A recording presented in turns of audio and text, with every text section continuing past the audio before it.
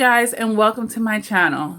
Sometimes we are in heavy resistance. And it's like, why can't I let this person go? I know they're bad for me. They treat me poorly. Why can't I let them go? Well, I've made a lot of videos on this, but today I'm going to give you 6 more reasons on top of all the other ones on why you cannot or have not, because you can, why you have not let go of the narcissist. All right, or basically why you feel like you can't let go. Because it's just because we feel like something, of course, doesn't mean we can't. All right, it's just a feeling. It doesn't make it fact. All right. So number 1 on my list is you're unwilling to lose something to gain something. You know, some of us are hoarders in life. We don't like to let go of anything. We want to try to take everything with us, and we become the bag ladies. We're carrying all this heavy weight, and it might even manifest in your physical weight, gaining the pound. And it's just a symbol of you not letting go of things. Okay. So this is someone that has a very narrow mind here, and obviously not in your emotional maturity, because I've made videos on this. Some losses are actually gains. You know, in life, there are things that we have to release and let go of so that we can be healthy, so that we can stay light on our feet and our heart can stay light and we can be healthy and balanced, if you will. Sometimes we need to lose a bad habit. We need to lose bad attitudes. We need to lose toxic connections. Okay. So, you have to be willing to let go of something and get something better. All right. So that's number 1 reason why you're not letting go of the narcissist. You're just trying to hold on to what you got instead of letting go of something so that you can have something better. How can you get the better if you're still holding on to the narcissist? You can't. Your hands are already full. You gotta let go. So number 2, uncomfortable with your singleness, you know, and we can just say basically you're uncomfortable with yourself. I can get lost with myself. I have to remind myself to be more social at this point. I'm so comfortable with myself. I have so many interests and activities and hobbies and goals and things that I can work on that don't require another person at all. I can get lost in that. Okay. Once you become like that, you'll be happy in your singleness, and someone will actually have to convince you why being in a relationship is actually a good idea.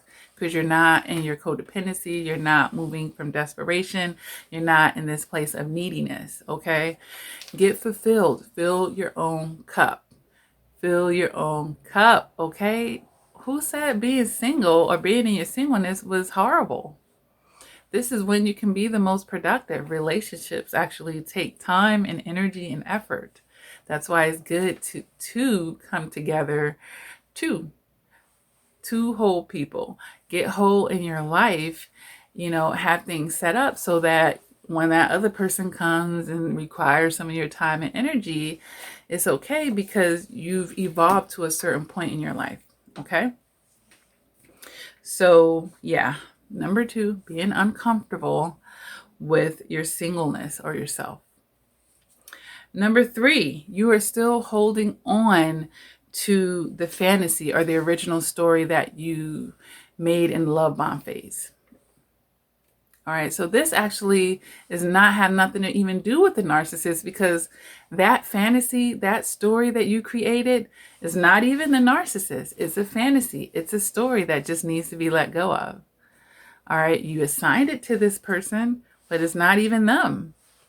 So you're still holding on to that story instead of holding on to the harsh realities and the reality checks that the narcissist keeps giving you when they are showing you who they truly are. So when does that become the story that you see instead of the story that you want to be stuck on and continue to have hope, false hope in? Okay.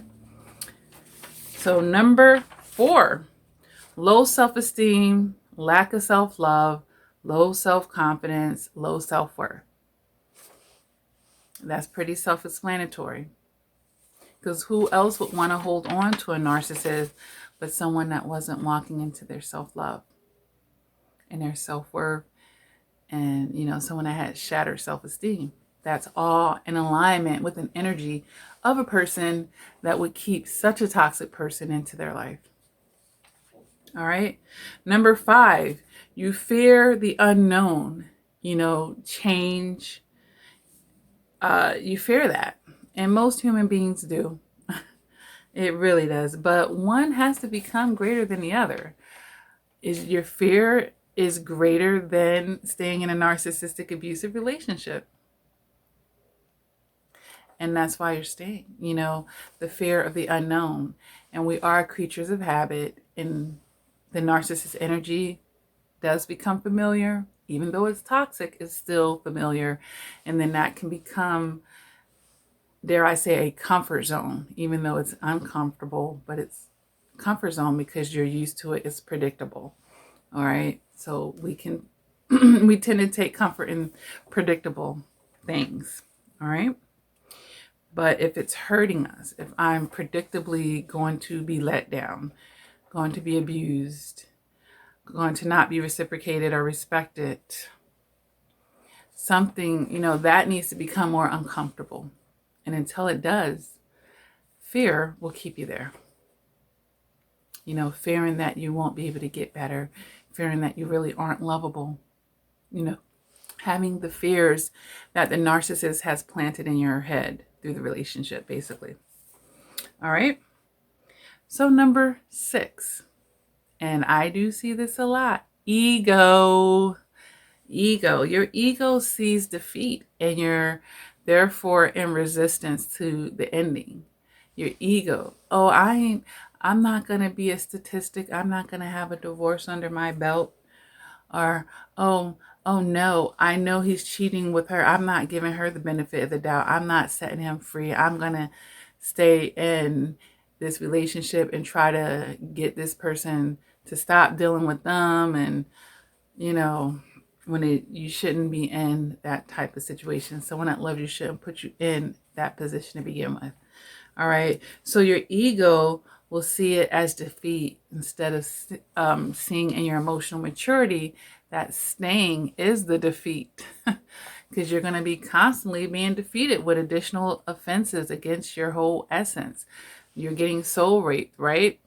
It's keeping you from peace of mind and usually your happiness at that point. So it's like a domino effect that this energy vampire is sucking from you. The real defeat is actually staying. The win is losing. But if you have that, you know, feeling, like I said, number 1, you're not willing to lose to gain because you have toxic perception around what a loss is and what a gain is. Losing a toxic person is never a loss. Okay? Not in a positive light. It's a loss of things that you need to lose. Don't you want to lose a headache? Don't you want to lose some stress? So losing abusive people in your life.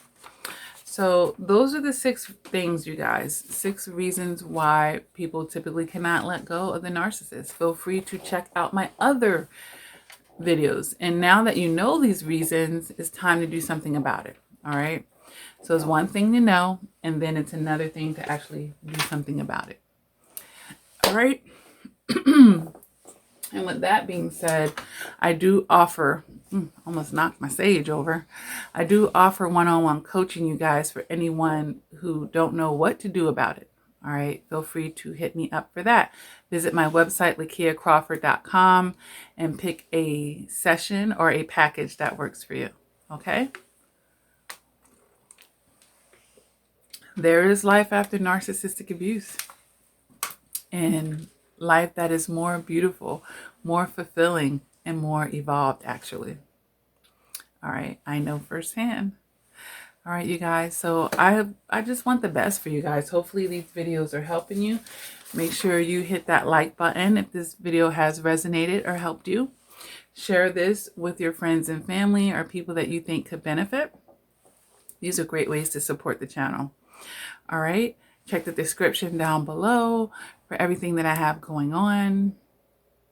And with that being said, you guys, never give up on yourself. Continue to do the work. And until next time, please take care.